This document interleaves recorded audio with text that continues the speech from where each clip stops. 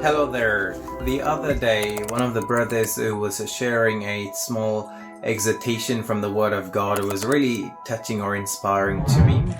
And he was specifically talking about giving all or giving everything to God. And when I heard that exhortation, it was really encouraging to me. I came back home and I was meditating on that verse. And that verse, giving God everything, giving the best to the God. And I was thinking about that verse when I got back home, and that was on a Sunday. And the following day, when I went to work, on the way to work, I was listening to a sermon as well. And during the sermon, a similar verse was repeated, and that verse is from Matthew chapter 22, verse 37. I will read from 36 onwards. It says, "Teacher, which is the great commandment in the law?"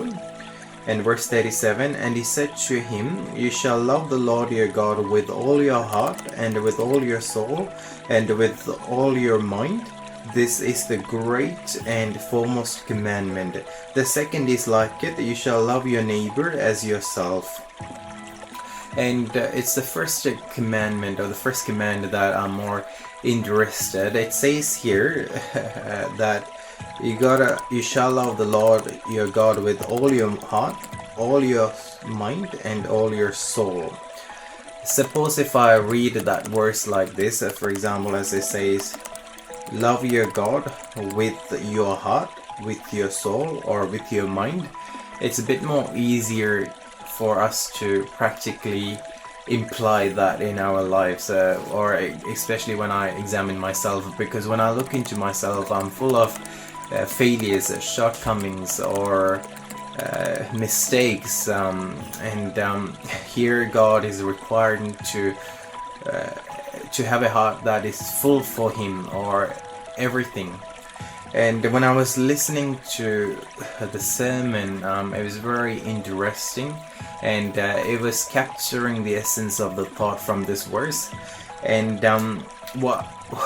because when you say the word all, it implies something that is complete or perfect, which is impossible for us. I believe everyone, humanly speaking, it is impossible, but through God it is possible. But then to give a meaning to that verse, which touched my heart while I was listening to the sermon, is that he used an example of a flower, which was really convincing, and it made so much sense to me when I thought about it as well. And that when you have a flower, on the very first day it blooms, and maybe on the second day it might have just a leaf.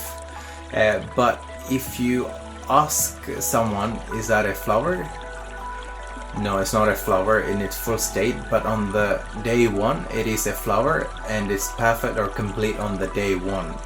So what I'm trying to say, or what the preacher was trying to say on that day, is that the completeness or the fullness of that flower is not measured by looking at the final outcome or the final stage on the last day, but it is measured by each and every single day.